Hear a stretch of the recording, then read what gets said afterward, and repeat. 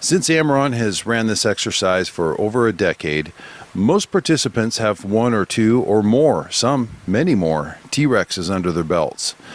Still, we get a lot of new folks participating every year, so hopefully this will jumpstart those who are new on what to expect and how to participate, and that it will also be helpful and informative for our seasoned participants. Of course, all this week, WIWT News, the AmRRON fake news, what if it were true, that will be putting out news stories to help frame up the scenario. This year's is the same as last year's scenario, a nationwide grid-down exercise caused by the fictitious Maoistanis who infiltrated across our southern border to carry out sabotage attacks on our critical infrastructure at physical locations, accompanied by a massive cyber attack on our power, communications, and other critical infrastructure. On Friday, however, the exercise begins at 1600 hours Zulu time. That's noon Eastern, 9 a.m. Pacific. This is when you simulate a grid down situation, including commercial, internet, power, cell phones, landlines, commercial radio, and television. Total grid down. You're encouraged to use the equipment you would use if this were real, to put it to the test and identify shortcomings that you can address after the exercise, as well as enjoy successes in your preparation plan and your gear. Just like in a real-world situation, all you would have to go by to know why you are suddenly grid down is the news you saw before the event. But to determine the size, scope, and effects of the event after the fact, that information can only come from unconventional communication sources, radio. If this were real, AmRRON members would automatically assume we are at AmCon 1 and would begin preparing accordingly. First, turn on or set up your communications equipment and refer to your communications plan. In the case of AmRRON members, their Signals Operating Instructions version 5. If this were real, you would first try to tune in local commercial broadcast stations, and then you would turn on your scanner and your VHF, UHF radios to get local information. Is your ham radio repeater working? What are they saying? What are your local police, fire, and EMS saying? For this exercise, for those of you who have established local VHF, UHF nets, you would make contact with your group and simulate that you are all in the same grid-down situation and continue with the scenario as you might if this were real. Secondly, tune in to the AmRRON Persistent Presence Net HF frequencies and begin to watch and listen for activity. If an event like this were real, you would likely not know how widely the effects are until you begin gathering information.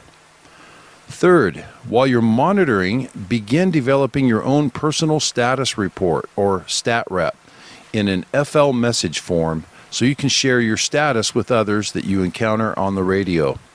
The stat rep form is also a good template for you to use to inquire of others' statuses.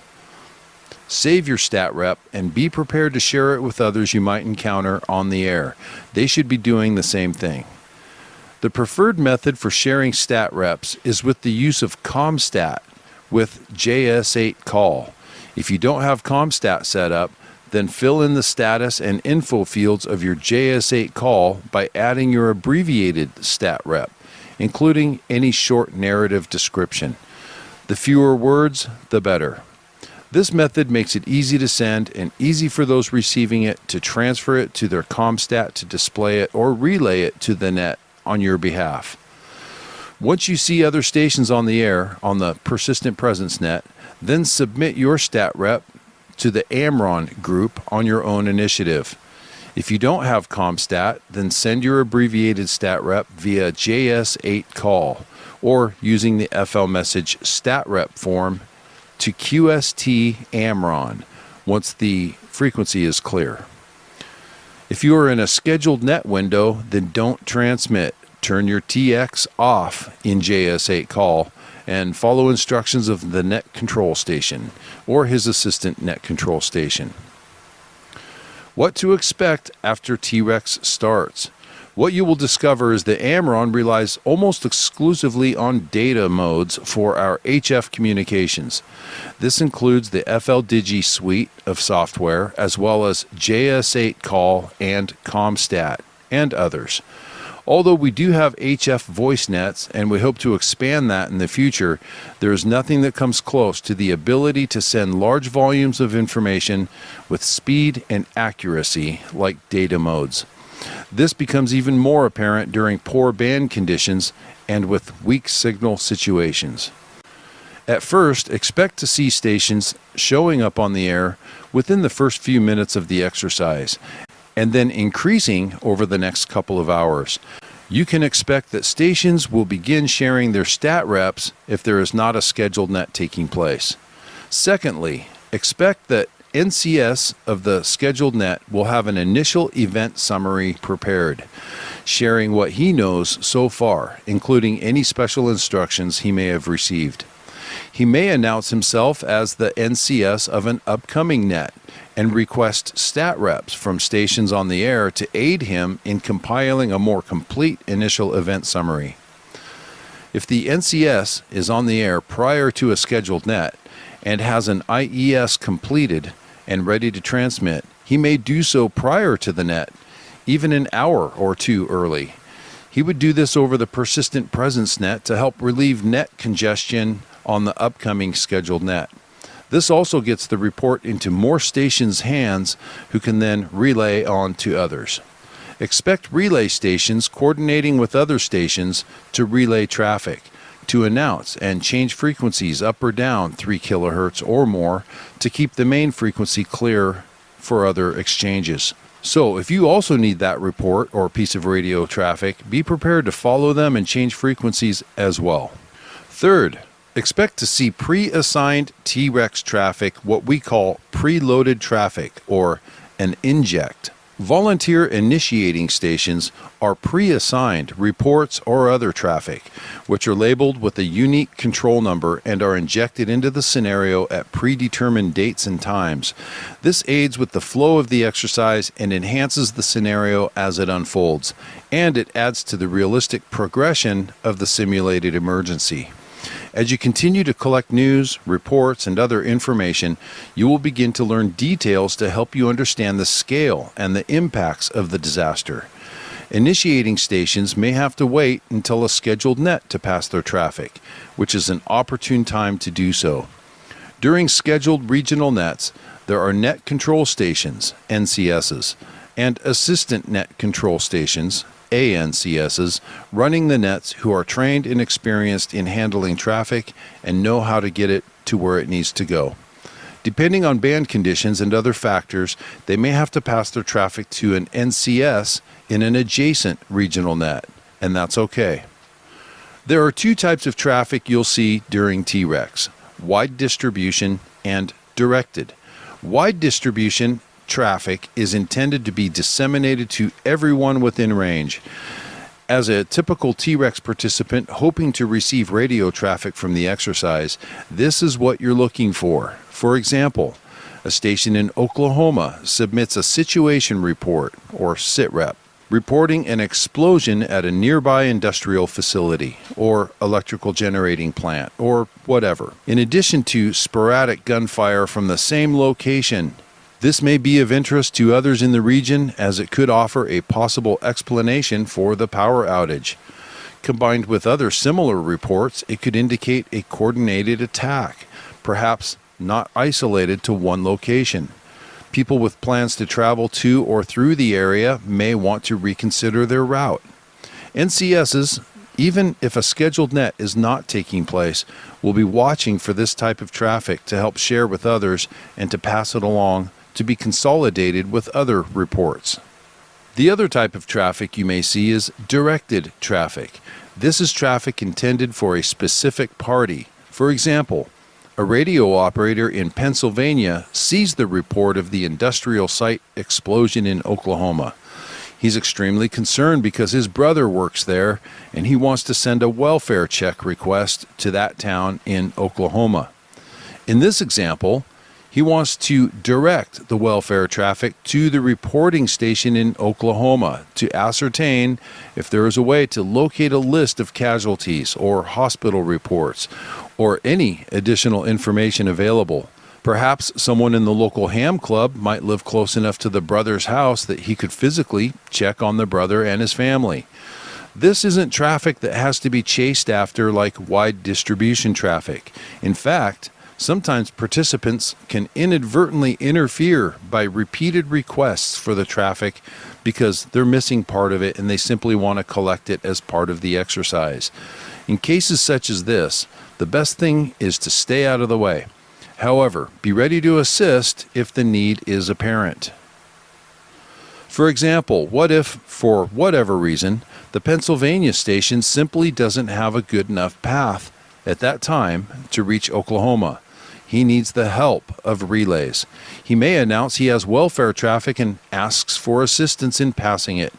A Tennessee station takes the traffic, offering to get it to Oklahoma, and in this case, the Tennessee station doesn't have a good path, but an NCS listening in Arkansas hears him as well and offers to take the traffic. Eventually, Arkansas reaches the Oklahoma station and delivers the welfare request. This is all considered directed traffic, directed toward a specific recipient.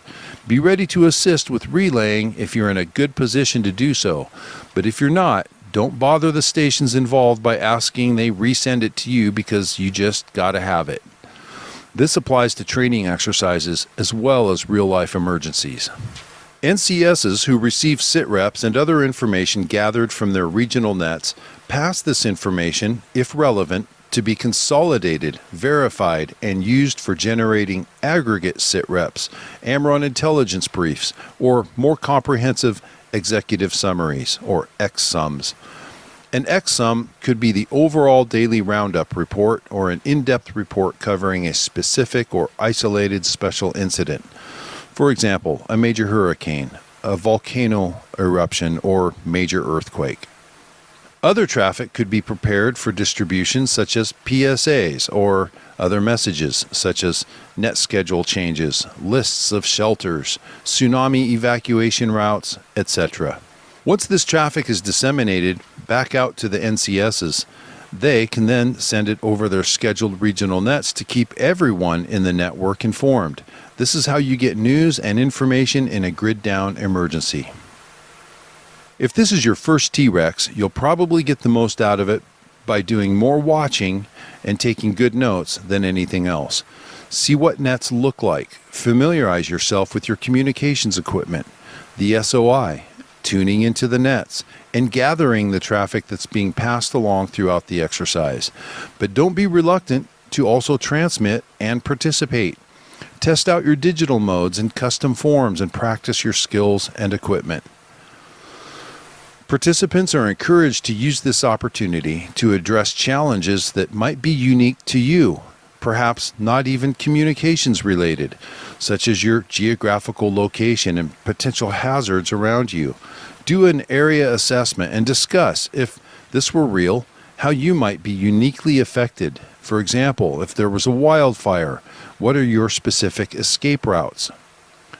Participating parties, especially groups, are encouraged to develop your own micro scenarios to go along with the larger ongoing scenario.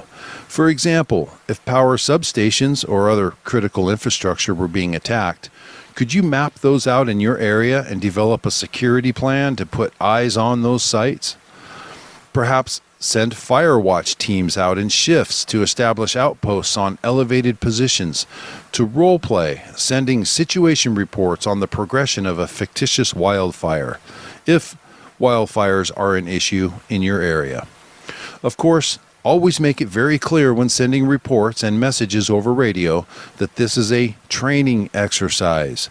And also, with any traffic you make up on your own, steer clear of any subplots or scenarios which portrays an adversarial situation with government entities. We want to practice and train to help others and to serve our communities during a disaster.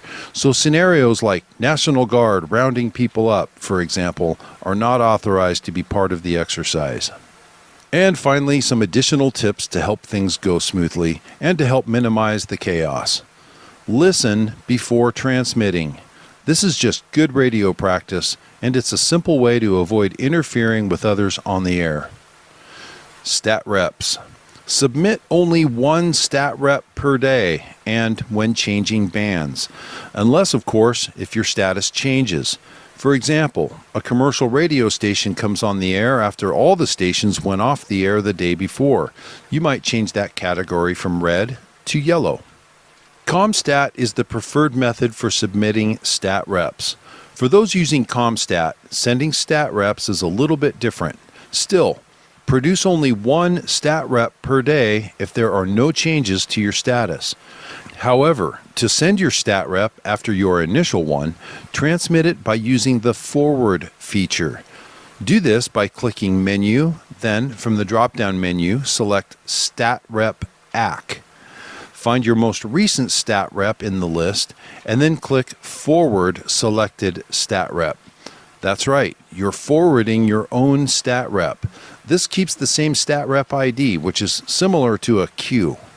The purpose of this is that it prevents duplicates of the same stat rep. We've seen stations send a stat rep a couple of times per hour by creating a new stat rep. And for others receiving stat reps, in a list of 20 stat reps, 10 of them are from the same station and is completely unnecessary. The same thing when you switch bands. Forward your stat rep.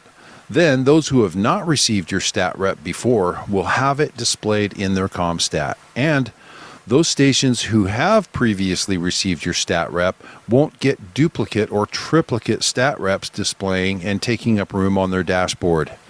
With ComStat, you can forward your stat rep fairly often, say every couple of hours, but definitely not more than once per hour, or unless a net control station actually requests stations submit their stat reps.